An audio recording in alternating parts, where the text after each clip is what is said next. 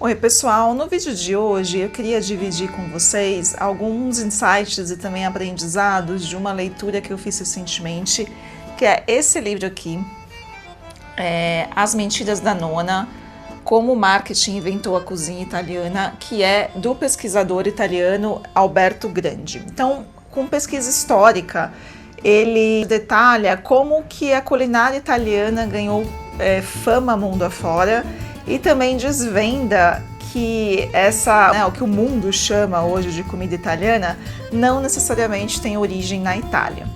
Então, basicamente assim, o Alberto fez uma pesquisa e ele conta aqui no livro que é até uma contradição assim, que a gente relacione a culinária italiana à abundância e opulência, sendo que o surgimento, do que a gente chama de gastronomia italiana, ela vem com os fluxos migratórios. E os fluxos migratórios, eles são causados por uma situação de pobreza no país, Então ele fala lá que no século XIX, sobretudo no começo do século XX, a Itália tinha um consumo de carne, por exemplo, de proteína animal, muito inferior ao dos outros países europeus. E no finalzinho lá do século XIX para o começo do século XX, viveu de fato uma grande depressão, inclusive com produtos agrícolas com escassez, e com alta demanda e preços também nas alturas.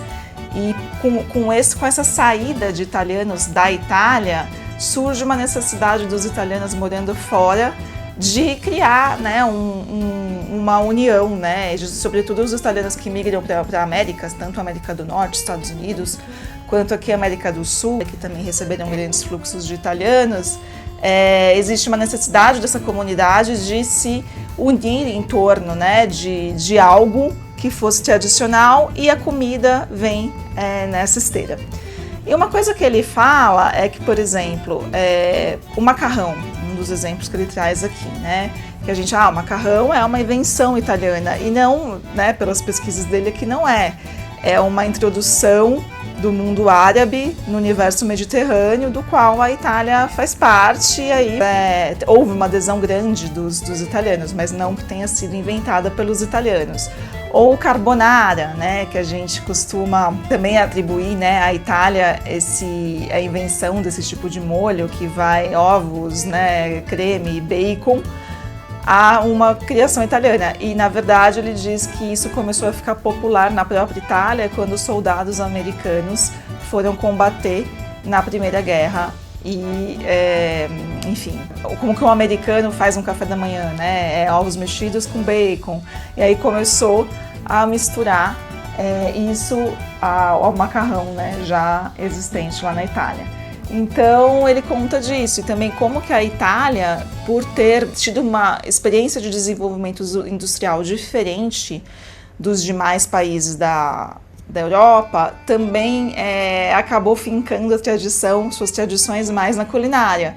E mais assim, na produção de pequenos produtores, de regiões, indicação geográfica é uma coisa muito forte na Itália, e enquanto países vizinhos da Europa, como a Alemanha, a Inglaterra, tiveram um desenvolvimento industrial muito mais expressivo. A Itália ficou nessa coisa mais da produção de pequena, em pequenas escalas, pequenos produtores, e isso também favoreceu o fortalecimento da cultura de gastronomia italiana.